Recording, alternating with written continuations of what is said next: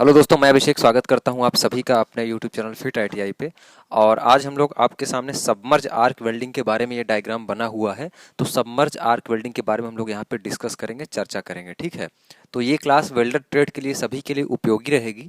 जो भी विद्यार्थी आरआरबी टेक्नीशियन की तैयारी कर रहे हैं या डीआरडीओ की तैयारी कर रहे हैं या आने वाले फ्यूचर में कोई भी एग्जाम हो गए, चाहे वो ट्रेनिंग ऑफिसर, आईटीआई इंस्ट्रक्टर की वैकेंसी हो गई, उन सभी के लिए वेल्डर ट्रेड वालों के लिए क्लास हेल्पफुल साबित होने वाली है। मैं आपको बता दूं कि ये पेड बैच है, ठीक है। इसका जो अन्य पीछे लेक्चर्स, आगे वाले लेक्चर्स, वो जो है वो ऐप पे मेरे हैं। वो ऐप आप फिट आईटीआई जो है प्ले स्टोर पे सर्च करके डाउनलोड कर सकते हैं। वहां से आप जो है उस कोर्स में इनरोल कर सकते हैं, ठीक है। साथ में जो लोग बीआरओ की तैयारी कर रहे हैं, ओएनजीसी हो गया, आईओसीएल हो गया, बार्क हो गया, इसरो हो गया, इवन सभी जितने भी कम्पिटिटिव एग्जाम्स होते हैं, उनके लिए हमारी क्लासेस जो है वो हेल्पफुल हैं। तो आपको करना क्या है, डिस्क्रिप्शन में लिंक मिल जाएगा फिट आईटीआई नाम का। उसको जो है प्ले स्टोर पे आपसे जाना है, वो उसको जो है आपको डाउनलोड करना है, ठीक है। वहां पे स्टोर पे जाना है, क्रिएट अकाउंट करना है, कोर्स को ज्वाइन करना है। ये क्लास आज सभी के लिए है, क्योंकि सबमर्ज आर्क वेल्डिंग के मेरे पास कई सारे मैसेज आए थे कि सर सबमर्ज आर्क वेल्डिंग समझ में नहीं आता है। मैंने सबमर्ज आर्क वेल्डिंग पहले भी फ्री कंटेंट दिया हुआ था, बट यहाँ पे हम लोग डिटेल में और अच्छे से बात करेंगे कि सबमर्ज आर्क वेल्डिंग होती क्या है। और आई होप, मैं आशा करता हूँ कि आप लोग ये क्लास देखने के बाद कोई भी ऑब्जेक्टिव क्वेश्चन सॉल्व करेंगे, कोई भी प्रीवियस ईयर क्वेश्चन देखेंगे, कोई भी आया हुआ क्वेश्चन देखेंगे। अब ऐसा नहीं कि आप किसी अपर लेवल के या किसी ऐसे लेवल के एग्जाम्स के क्वेश्चन देखने लगे तो आपसे सॉल्व ना हो पाए, but basic principle submerge arc welding में जो भी है, जो जो चीज़ें होती हैं, वो हम आपको आज यहाँ पे बताने वाले हैं। तो सबसे पहले सबमर्ज आर्क वेल्डिंग की अगर हम लोग बात करें, तो सबमर्ज आर्क वेल्डिंग का मतलब होता है कि डूबा हुआ। तो सबमर्ज का मतलब क्या होता है? डूबा हुआ, डूबा हुआ।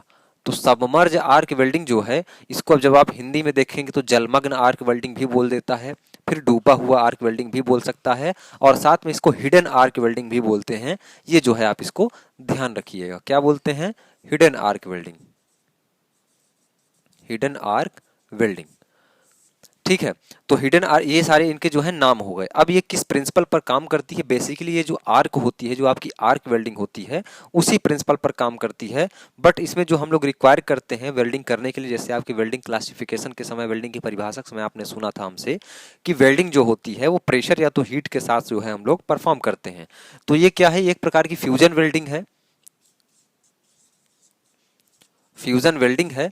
और यहाँ पे क्या होता है, सिर्फ जो है आपको हीट अप्लाई करना होता है, ठीक है। सिर्फ हीट अप्लाई करना होता है, प्रेशर की जरूरत नहीं पड़ती है।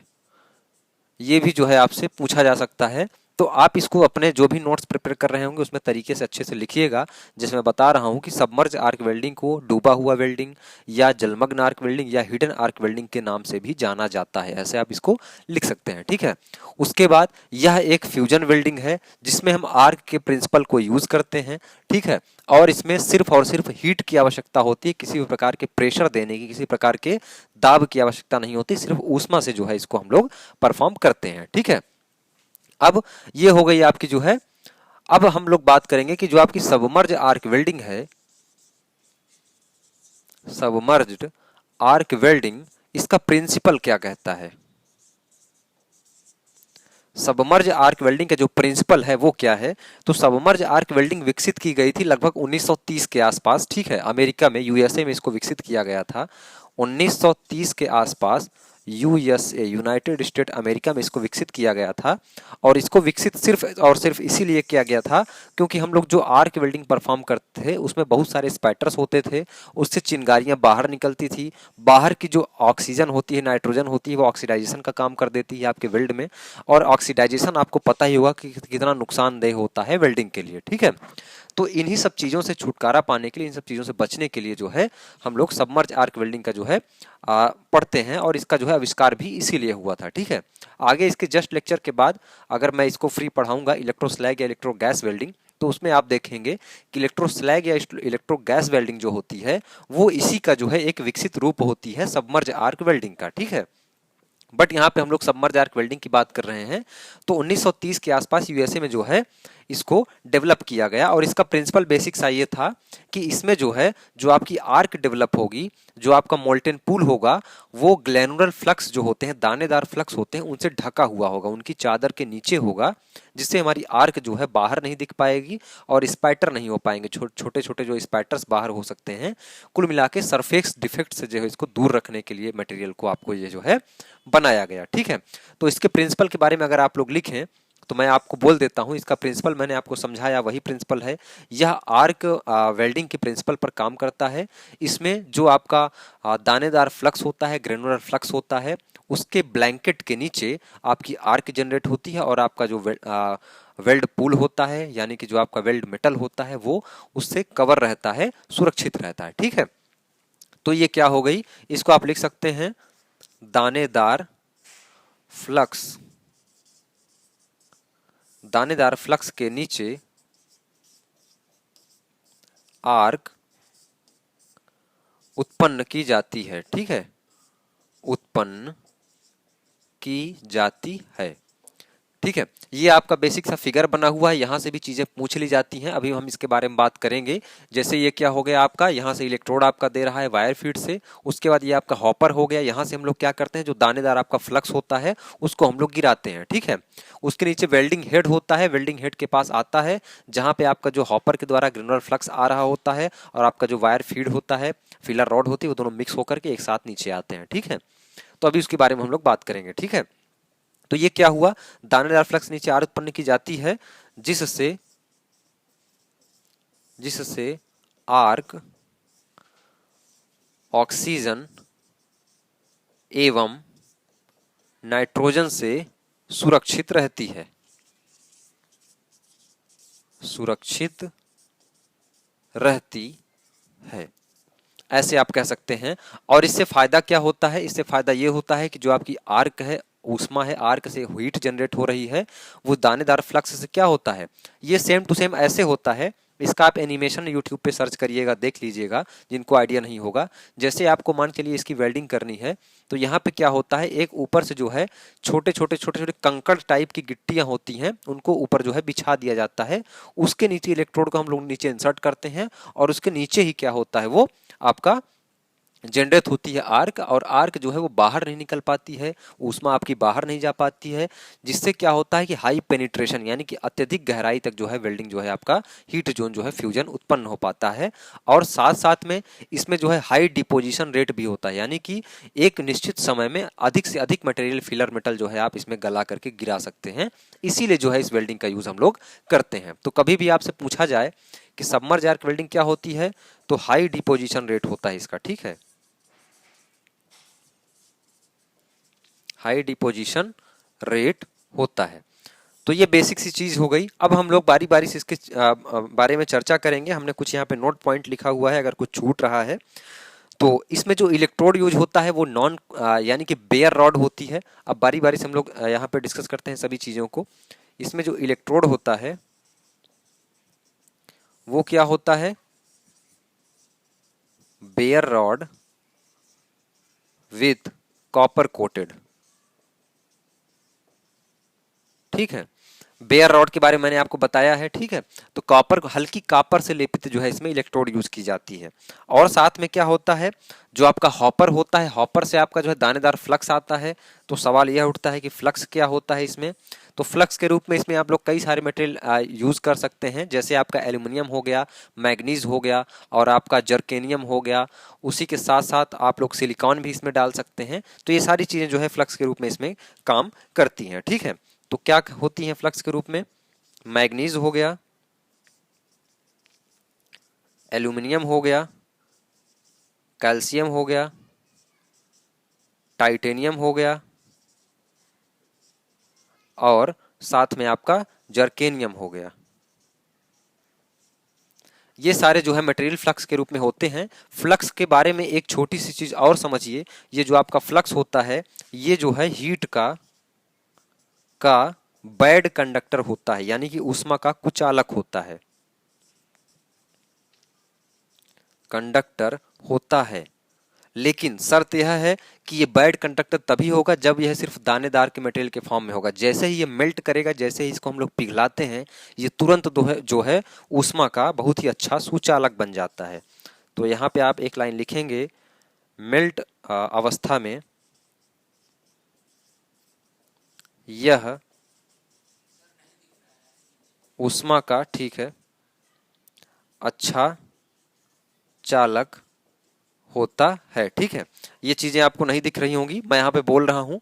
तो ये क्या लिखा हुआ है, हीट का जो है बैड कंडक्टर होता है, और साथ में मेल्ट अवस्था में क्या होता है, ये ऊष्मा का अच्छा चालक बन जाता है। और ये जो इसका फ्लक्स होता है ना, ये खनिज पदार्थ होते हैं।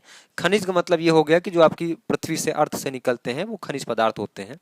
तो ऐसे भी घुमा घुमा की चीजें जो है आपसे पूछी जा सकती हैं। ठीक है, अब जैसे जो हमारा फ्लक्स क्या हुआ कि फ्लक्स हॉपर से आपने क्या किया, डाला। आपसे हॉपर के बारे में पूछ सकता है, इसका चिन्ह भी देखते रहिए।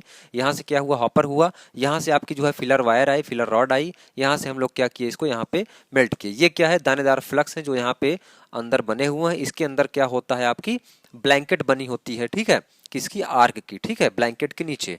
तो होता क्या है कि जैसे ही आपने हॉपर से जो है किसको डाला, फ्लक्स को डाला, तो जो फ्लक्स आपकी बच गई उसको हम लोग वैक्यूम के द्वारा जो है फिर से उसको फ्लक्स में, हॉपर में डाल देते हैं, और उसको फिर से एज ए फ्लक्स हम लोग यूज कर लेते हैं। तो ये भी आपसे पूछा जा सकता है कि जो बची हुई हमारी फ्लक्स होती है उसको हम लोग किस विधि द्वारा जो है वो डालते हैं पुनः हॉपर में। तो वो जो है वैक्यूम मेथड यानी कि निर्वात विधि का जो है प्रयोग करके हम लोग अंदर फिर से इंसर्ट करते हैं। ठीक है, उसके साथ में अब सवाल ये उठता है कि जैसे मान चलिए आपने सारा सेटअप कंप्लीट कर लिया है, ठीक है, तो अब आपका जो आर्क है वो डेवलप कैसे होगा। तो जो आपका आर्क डेवलप होता है वो स्टील वूल द्वारा जो है वो डेवलप किया जाता है, या हाई फ्रिक्वेंसी से भी कभी कभी आर्क डेवलप की जाती है। ठीक है, तो इन सब चीज़ों को आप लोग याद रखिए, सारी चीज़ें डायरेक्ट एग्जाम में आपसे पूछी जा सकती हैं।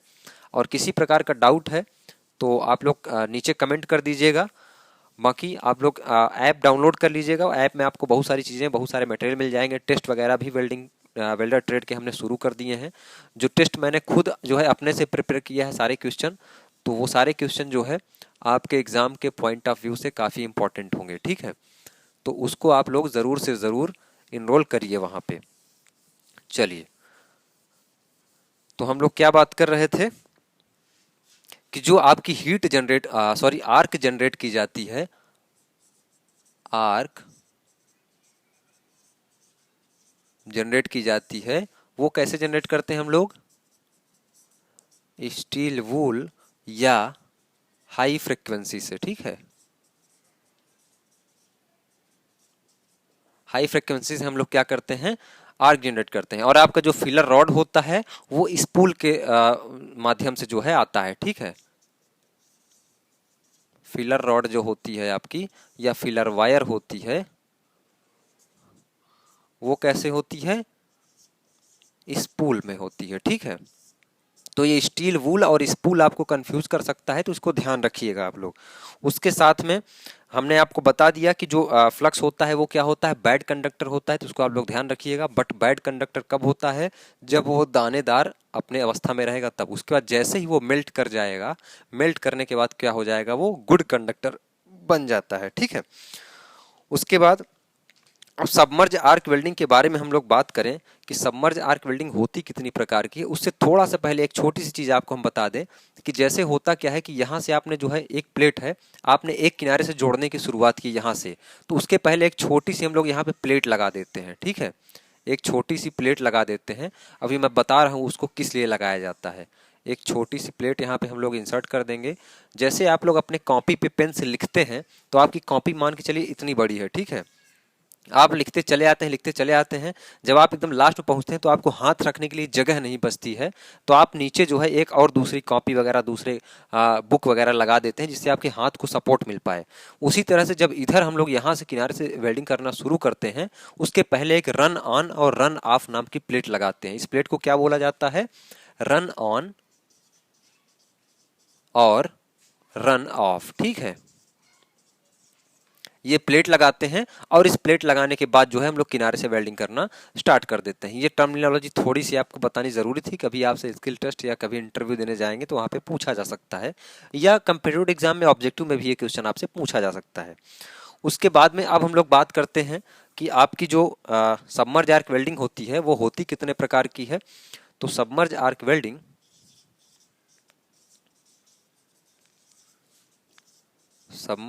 वेल्डिंग दो प्रकार की होती है।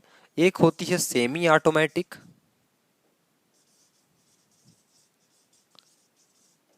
और एक होती है फुली ऑटोमेटिक या ऑटोमेटिक। ठीक है, फुली या ऑटोमेटिक। अब इनमें बेसिक अंतर क्या है मैं लिखवाऊंगा नहीं, यहीं पे थोड़ा सा हिंट दूंगा आपको। देखिए, ये जो है आपकी सेमी ऑटोमेटिक का मतलब होता है कि इसमें सब कुछ जो है अपने आप होता है, सिर्फ जो है वेल्डिंग की जो स्पीड होती है वो वेल्डर को अपने से निर्धारित करनी पड़ती है। वेल्डिंग की स्पीड जो है वो सबमर्ज आर्क वेल्डिंग में कितनी हो सकती है, 0.5 से लेकर के और ये लगभग 5 मीटर पर मिनट हो सकती है। ठीक है, ये अकॉर्डिंग टू वर्कपीस आपका वेरी करता है, इसको भी आप लोग ध्यान दीजिएगा। सबमर्ज आर्क वेल्डिंग की जो स्पीड होती है वो 0.5 से 5 मीटर पर मिनट हो सकती है। तो सेमी ऑटोमेटिक में क्या होता है कि सिर्फ और सिर्फ जो है वेल्डिंग स्पीड जो होती है वो वेल्डर को मैनेज करनी पड़ती है।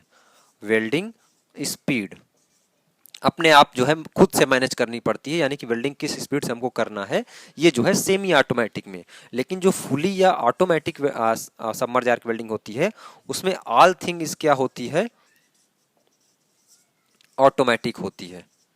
ऑटोमेटिक मतलब ये हो गया कि इसमें करंट की जो है आपकी सेट ऑटोमेटिक होगी, इसमें आपकी जो पेनिट्रेशन होगी वो अपने आप करेगा, वेल्ड बीट जो होगा वो अपने आप करेगा, सारा चीज जो है वो खुद डिसाइड करेगा, करंट वोल्टेज जो भी रहेगा, और वेल्डिंग की स्पीड भी जो है वो खुद डिसाइड करेगा। तो उसको हम लोग सेमी या फुली ऑटोमेटिक या fully automatic submerge arc welding कहते हैं। तो इतनी सी चीज आपको पता चल गई होगी। उसके बाद पावर सोर्स के बारे में आपको पता ही है कि पावर सोर्स इसमें हम लोग देते हैं, इलेक्ट्रिक पावर सोर्स देते हैं। उसके साथ में फ्लक्स के बारे में हमने आपको बता ही दिया है। अब इसमें जो इलेक्ट्रोड होती है उसका जो डाया होता है वो लगभग 2 से 12 mm का हो सकता है। जैसा कि हमने आपको बताया कि सबमर्ज आर्क वेल्डिंग जो है वो हाई डिपोजिशन रेट के लिए जानी जाती है, यानी कि इसका डिपोजिशन रेट जो होता है, यानी कि पर समय में, पर टाइम पीरियड में, सर्टेन टाइम पीरियड में ज़्यादा मेटल इसमें हम लोग पिघला के डाल सकते हैं, है ना, फिल कर सकते हैं।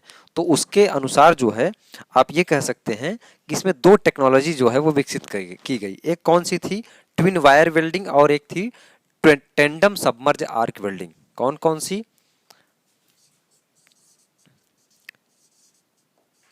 ट्विन वायर वेल्डिंग और टेंडम सबमर्ज आर्क वेल्डिंग, ये दो तरीके इजाद किए गए। इसमें होता क्या है कि ट्विन वायर में हम लोग दो वायर को, दो फिलर रॉड जो होते हैं, दो फिलर रॉड होते हैं, उनको आपस में इंसर्ट करके एक साथ डालते हैं। तो उसी टाइम में फिलर रॉड एक पहले गिर रहा था तो मटेरियल कम डिपोजिशन हो रहा था, दो गया तो साथ में क्या हुआ कि ज़्यादा मटेरियल का डिपोजिशन हो गया।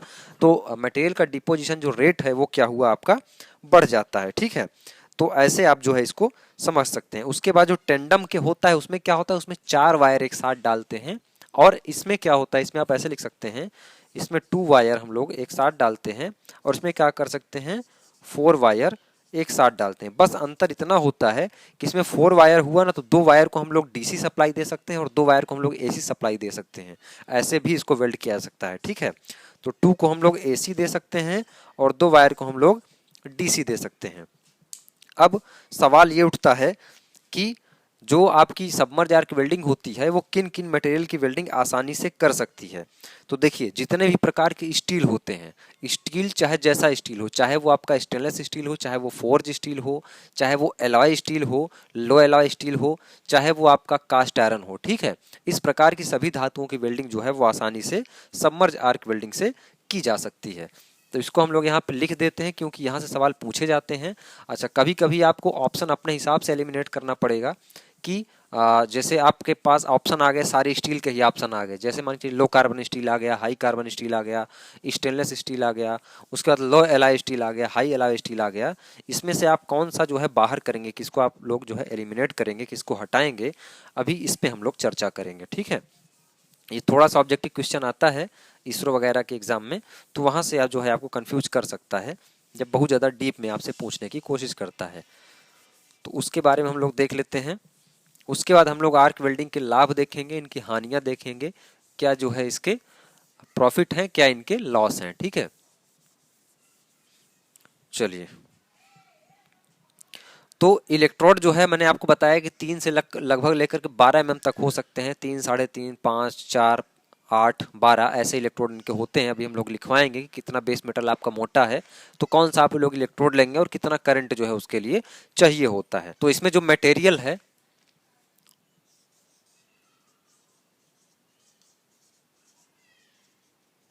वेल्ड मटेरियल, तो मैंने आपको बताया है कि जितनी भी प्रकार की स्टील्स होंगी, चाहे वो कोई भी स्टील हो, चाहे वो लो कार्बन स्टील हो, चाहे वो हाई कार्बन स्टील हो, चाहे वो फोर्ज स्टील हो, चाहे वो स्टेनलेस स्टील हो आपकी, तो यहाँ पे आप एक सीरियल बना के लिख लीजिए। क्या लिखेंगे?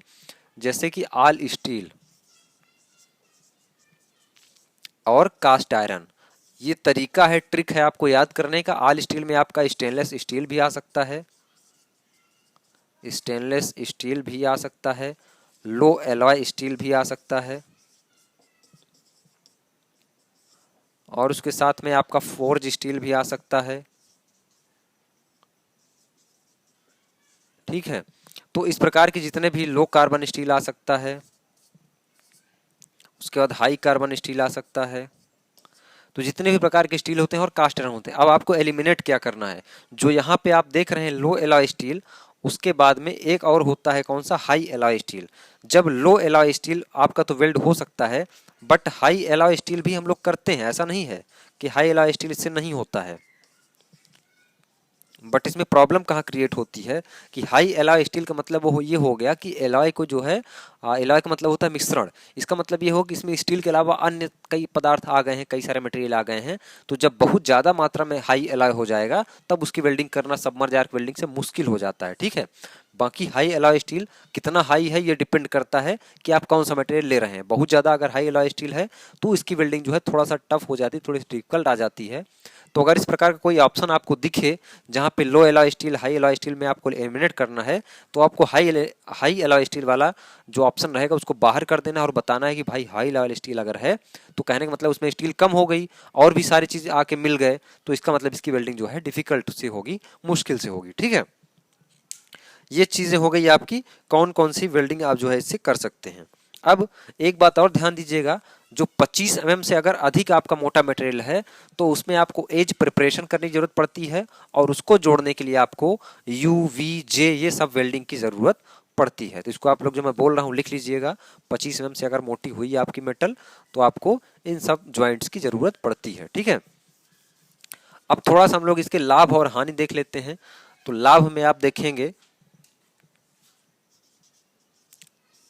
लाभ में आप इसका यही देखेंगे कि इसका हाई डिपोजिशन रेट होता है, यानी कि निक्षेपण दर बहुत अधिक होती है।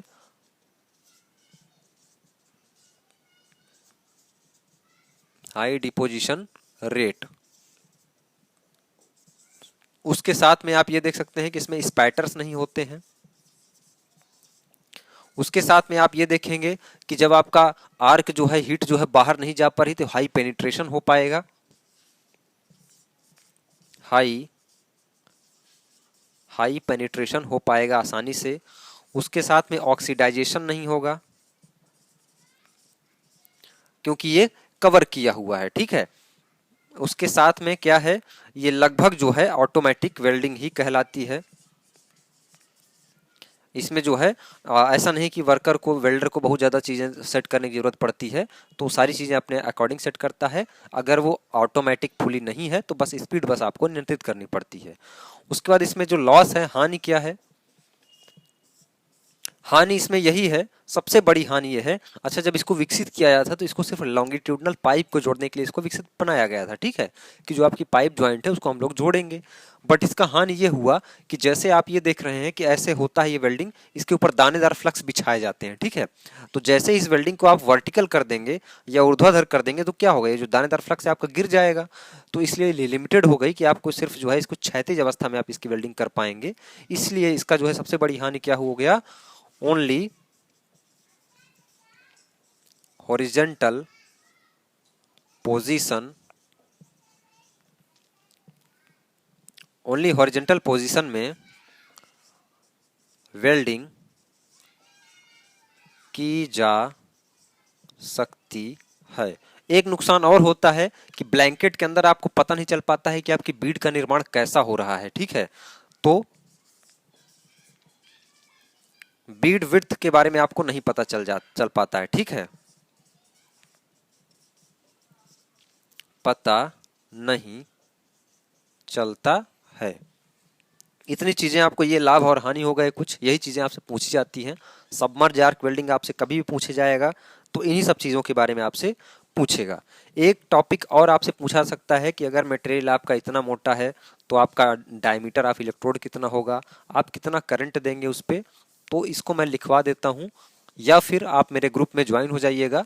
इसको जो है मैं उस ग्रुप में इस डाटा को सेंड कर दूंगा, बट मैं यहाँ पे लिखवाना ही उचित समझता हूँ क्योंकि बहुत बच्चे बाद में ज्वाइन करेंगे तो उनको ये डाटा नहीं मिल पाएगा। तो मैं कोशिश करूंगा कि आपको बोल दूं या लिखवा ही दूं। चलिए, सबसे पहले हेडिंग डालिए base thickness, base metal thickness. उसके बाद आप डालिए हेडिंग इलेक्ट्रोड डाया, उसके बाद करंट। ये सब एमएम में है, ये एम्पियर में है, ठीक है। देखिए, जब आप का जो मटेरियल है, बेस मेटल है, अगर वो 6 mm के आसपास है तो आप वहां पे 3.2 mm की रॉड का जो है, जो आपकी इलेक्ट्रोड है, इलेक्ट्रोड साइज का यूज करेंगे, और जो आपका करंट रहेगा वो लगभग 500 एम्पियर के आसपास रहने वाला है, ठीक है। तो यहाँ पे 6 लिखिए, 3.2, और यहाँ पे 520 एम्पियर के आसपास, ठीक है। ये क्या समझ में आया? बेस मेटल अगर 6 mm है तो डाया ऑफ इलेक्ट्रोड आपका 3.2 mm होगा और करंट लगभग 520 mm होगा। वहीं पे ये 8 हो जाएगा तो ये 4 हो जाएगा, और ये लगभग कितना हो जाएगा? 620 हो जाएगा, ठीक है। उसके बाद में ये अगर 10 हुआ तो ये 5 हुआ, और ये क्या हो जाएगा? 720 हो जाएगा। उसके बाद अगर ये 12 हुआ तब भी ये 5 रहेगा, और ये लगभग 800 के करीब पहुंच जाएगा, ठीक है। तो इस प्रकार से आपको ध्यान देना है। अगर वो 20 हुआ तो ये 5 ही रहेगा, और ये लगभग 920 के आसपास पहुंच जाएगा आपका ये करंट। तो कहने का मतलब ये है कि 900, 950, 1000 एम्पियर तक हम लोग करंट की रेंज इसमें रखते हैं। तो इतनी सारी चीजें थी सबमर्ज आर्क वेल्डिंग के बारे में, हमने सारे टॉपिक क्लियर किए हैं। ऐसा कुछ नहीं है जो मैंने छोड़ा है सबमर्ज आर्क वेल्डिंग में। तो कुछ भी फिर भी अगर डाउट रह जाता है तो आप लोग नीचे कमेंट छोड़ देंगे। इसके बाद हम लोग ऐप पर, जो भी लोग पढ़ रहे हैं, जो भी ज्वाइन किए हैं, जितने भी बच्चे, इलेक्ट्रो स्लैग और इलेक्ट्रो गैस वेल्डिंग को कंप्लीट करेंगे, और बहुत अच्छे से हम लोग electro gas, electro slag welding कर रहे होंगे। इसके पीछे जितने भी लेक्चर्स हुए हैं वो सारे आपके डाउट्स क्लियर होंगे। किसी प्रकार का कोई डाउट रह जाता है तो बाकी आपका ग्रुप वगैरह, टेलीग्राम चैनल, इंस्टाग्राम पे, हर जगह पे आप हमको फॉलो करके वहाँ से कोई भी क्वेश्चन पूछ सकते हैं। Thank you.